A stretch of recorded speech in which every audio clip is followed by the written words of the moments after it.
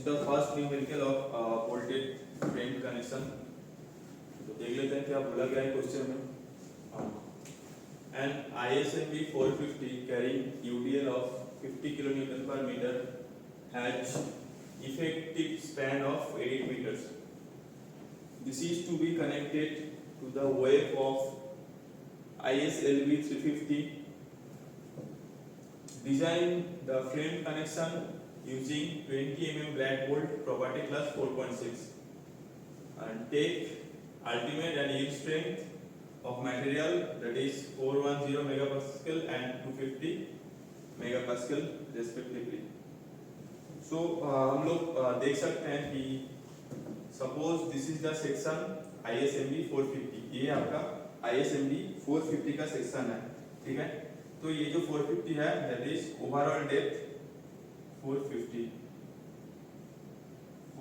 इसका overall depth है, okay. And इसके साथ क्या कनेक्टेड है? इसके साथ कनेक्टेड है एक ISLB 350. तो इसका अगर ओवरऑल डेप्थ ऐसे देखते हैं तो ये हो जाएगा 350 mm, okay.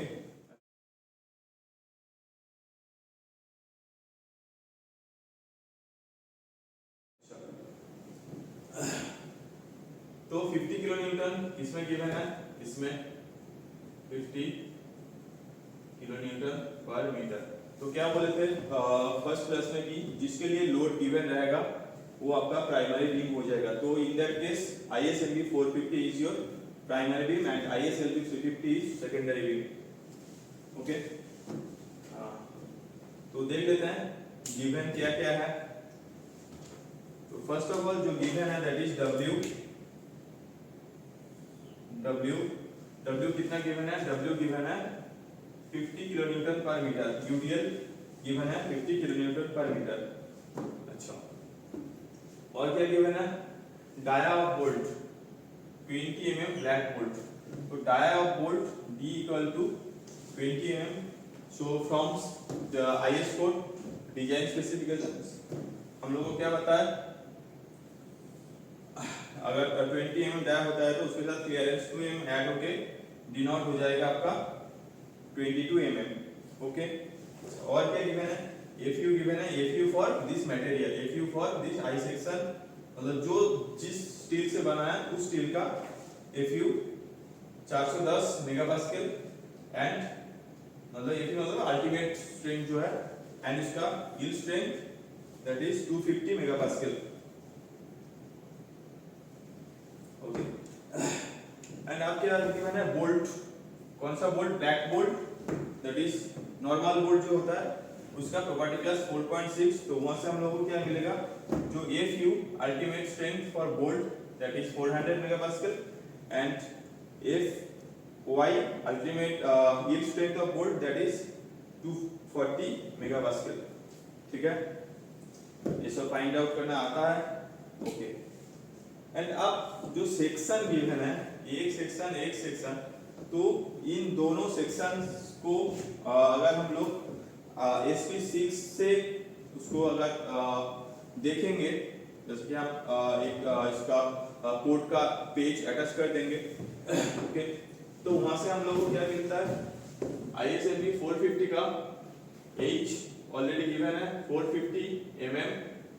B that is flange का जो विड्थ है वो है आपका 150 mm. ये सारा कोड में ही गिवन है. TF thickness of flange 17.4 mm and TW that is क्या है? वेब का जो थिकनेस है दैट इज 9.4 mm, ठीक है, okay. And for the second section that is the secondary section ISLB 350, उसके लिए क्या गिवन है? जो टोटल ओवरऑल डेप्थ 350 mm, जो फ्लेंज का विड्थ है 165 mm, thickness of flange 11.4 mm and thickness of web that is 7.4 mm. ये सब SP6 में गिवन है जो स्टील का टेबल होता है, ओके. अच्छा, and from IS code design specifications सारा क्राइटेरिया को फुलफिल करते हुए हम लोग एडॉप्ट किए हैं E that is edge distance 40 mm and pitch that is 60 mm. तो आप देख लेते हैं जो स्टेप 1 है डिजाइन का, that is design of cleat angle, okay. तो उसका फर्स्ट स्टेप क्या है, थिकनेस ऑफ क्लीट एंगल। ये हम लोग लास्ट में भी कर सकते हैं, लेकिन कर लेते हैं, कोई दिक्कत नहीं। तो फॉर्मूला क्या हम लोगों के पास है, T equal to FUB NS ASB 2.5 √3 KB D into FU। सारा वैल्यू हम लोगों को पता है। अच्छा, यहाँ पे हम लोग सीआर प्लेन एक ही क्लीट एंगल के लिए एक ही सीआर प्लेन हम लोग कैलकुलेट कर लेंगे, ठीक है।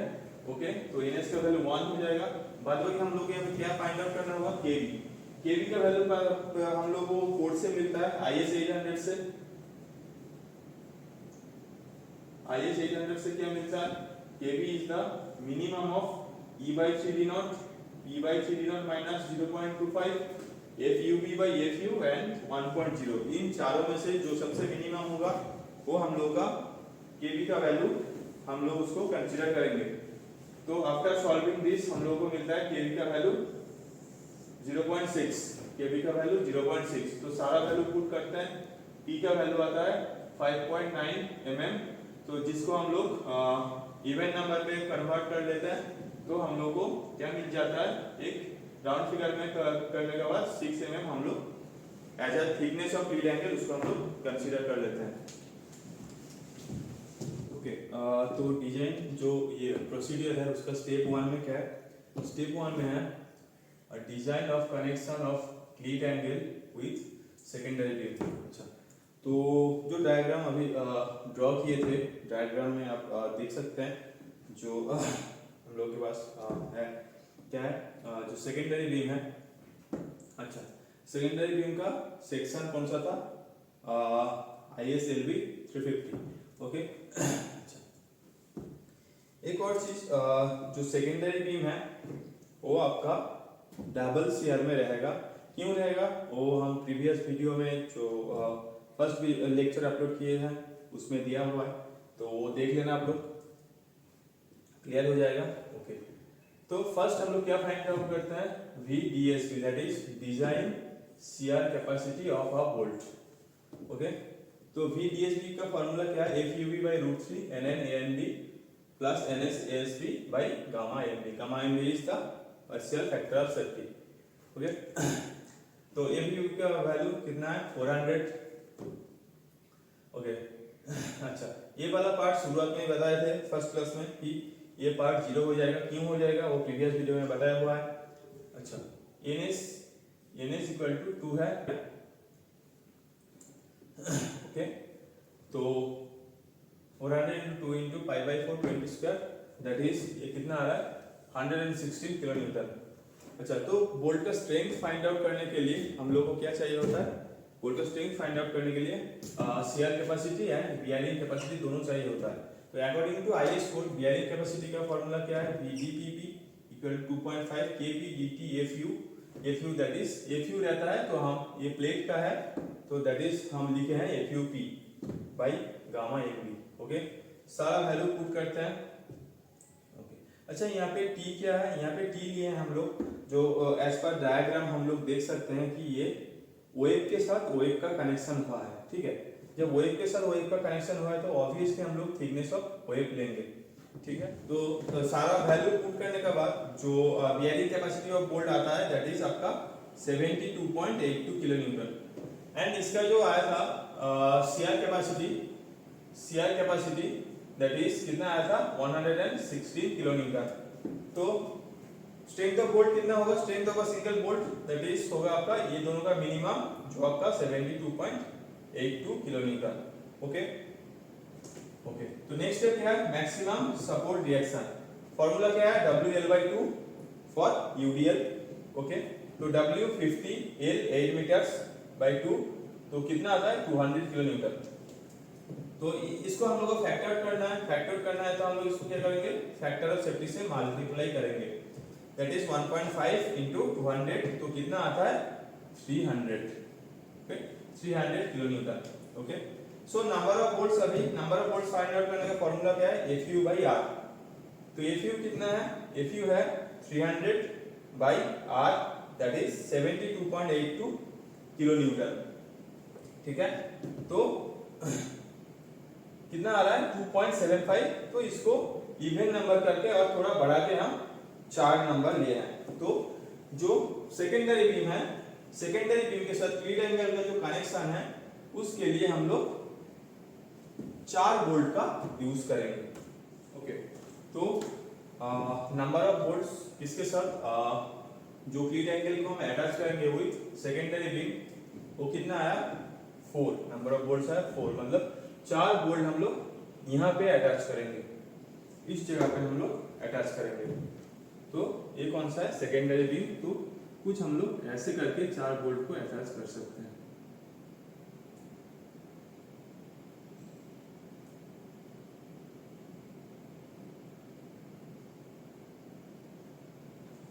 ऐसे करके हम लोग अटैच करेंगे। ओके, अच्छा, जब इसका परफेक्ट डायग्राम ड्रॉ करेंगे तब देख लेंगे सारा edge distance, pitch distance and ये सारा कैसे देंगे वो बाद में देखते हैं। ओके, अच्छा, स्टेप 3 में क्या है, स्टेप 3 में design of connection of cleat angle with primary beam. तो सेकेंडरी बीम के साथ हो गया, अब प्राइमरी बीम के साथ बाकी है। तो फर्स्ट स्टेप क्या है, shear capacity as previous find out करेंगे, तो फॉर्मूला में पुट करेंगे। अच्छा, तो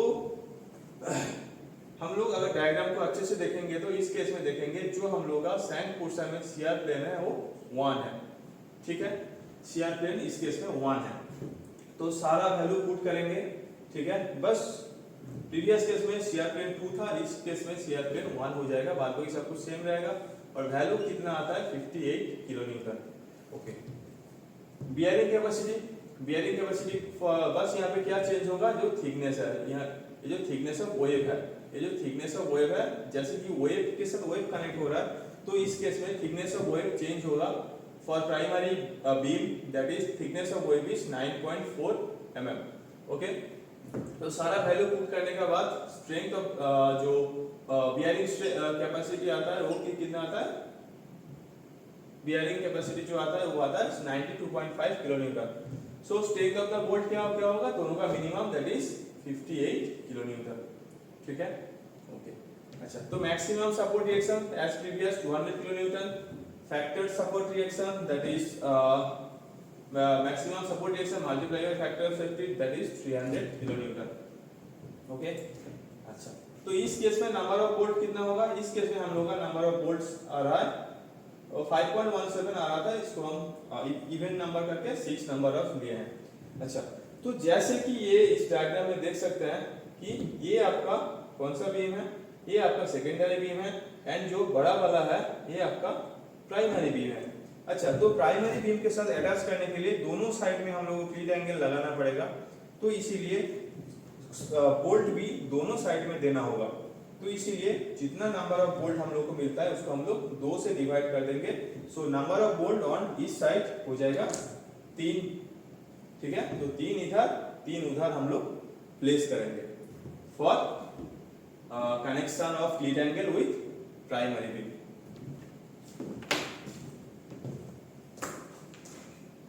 फर्स्ट स्टेप में क्लीट एंगल का डिजाइन कर रहे थे, उसमें हम लोग बस उसका थिकनेस फाइंड आउट करके छोड़ दिए थे, क्योंकि हम लोग के पास नंबर ऑफ बोल्ट्स अवेलेबल नहीं था, तो कितना उसका डेप्थ चाहिए, कितना उसका उसको लॉन्ग करना है, उसके बारे में कुछ डिटेल्स नहीं था, तो इसीलिए बोले थे कि जो स्टेप 1 है उसको हम लोग बाद में भी कर सकते हैं, क्योंकि जो हम लोग एंगल चूज करेंगे वो लास्ट में करते हैं, ठीक है, कोई बात नहीं। तो थिकनेस पहले ही फाइंड आउट कर लिए थे। अब देखते हैं जो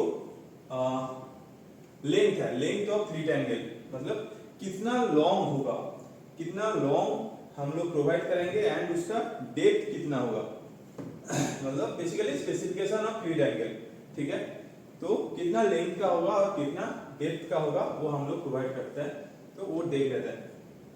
ओके, देखिए सपोज जो इसका टॉप व्यू बोले थे, तो ये तो टॉप व्यू है। अच्छा, तो ये जो है ये आपका प्राइमरी बीम है और ये आपका सेकेंडरी बीम है। ओके, तो मैक्सिमम डेप्थ हम लोग को कितना मिलेगा, मैक्सिमम डेप्थ हम लोग को ऑब्वियसली इतना मिलेगा, यहाँ से यहाँ तक ऑब्वियसली इतना मिलेगा, इससे ज्यादा डेप्थ हम लोग को नहीं मिलेगा एंगल को प्रोवाइड करने के लिए, ठीक है। तो जो लेग लेंथ होगा मैक्सिमम इतना होगा। ओके, तो इतना लेंथ कितना है, तो मैक्सिमम है, तो ये सेकेंडरी बीम है, ये प्राइमरी बीम है। तो जैसे कि वेव टू वेव कनेक्शन है, ऑब्वियसली वेव के साथ ही कनेक्ट करेंगे। तो इस वेव का डेप्थ से ज्यादा डेप्थ अगर हम लोग मान लेंगे तो वो तो पॉसिबल नहीं है। तो मैक्सिमम डेप्थ अवेलेबल होगा जो इसका वेव का डेप्थ है। ओके, सेकेंडरी बीम का, तो सेकेंडरी बीम का वेव का डेप्थ कितना था, जो था 350 mm।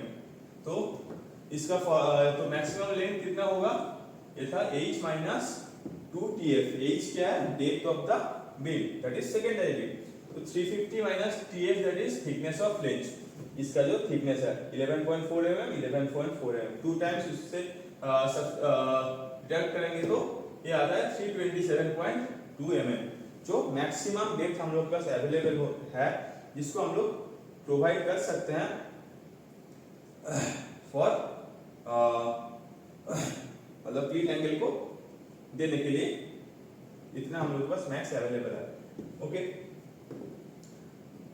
तो आप देख लेते हैं depth of angle that is क्लीट angle, depth of cleat angle along secondary beam. तो सेकेंडरी बीम का अलोंग हम लोग के पास मैक्सिमम डेप्थ कितना अवेलेबल है। तो पहले ही बोले थे, कंसीडर किए थे, एज्यूम किए थे, एडॉप्ट किए थे E 40 mm and pitch 60 mm। तो और हम लोग का नंबर ऑफ बोल्ट्स कितना था विद सेकेंडरी बीम 4।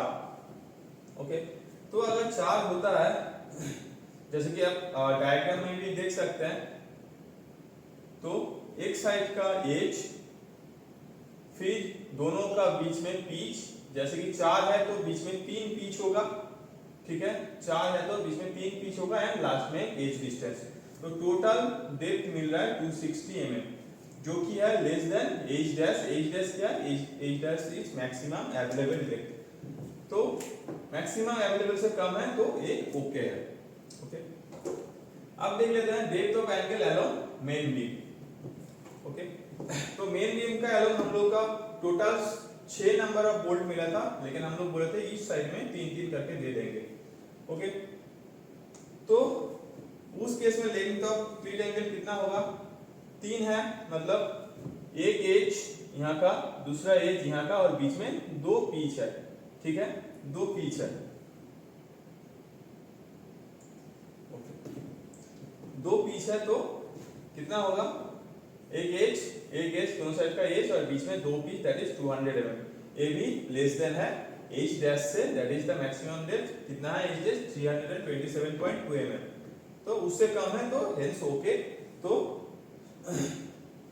अब देख लेते हैं, चूज कर लेते हैं एंगल। तो हम लोग क्या चूज किए हैं, 100 into 75 का, मतलब दो जो लेग लेंथ है, एक का 100 mm, एक का 75 mm एंड उसका थिकनेस है 6 mm। ऐसे एक एंगल को हम लोग चूज किए हैं, अनइक्वल लेग का angle, okay, with 100 mm leg, that is 100 signifies 100 mm leg length and 260 mm long. अच्छा, लॉन्ग मतलब जो ये जो है आपका, ये जो है सेकेंडरी बीम, ये क्या है, ये इसका जो लेंथ होगा ये इस डायरेक्शन में होगा। तो हमको कितना लेंथ देना है उसको तो हम लोग फाइंड आउट किए हैं। मैक्सिमम हम लोग का मतलब जो मैक्सिमम लेंथ मिला है उसको ही हम लोग देंगे। तो इसीलिए 260 mm मैक्सिमम लेंथ यहाँ पे मिला था इस केस में। किसके केस में, सेकेंडरी बीम के केस में। तो ऑब्वियसली तो अलोंग इसका लेंथ, इसीलिए 260 mm लॉन्ग वाला, एटलीस्ट 260 mm लॉन्ग वाला चाहिए, तो हम लोग 260 mm लॉन्ग वाला एक क्लीट एंगल चूज किए हैं।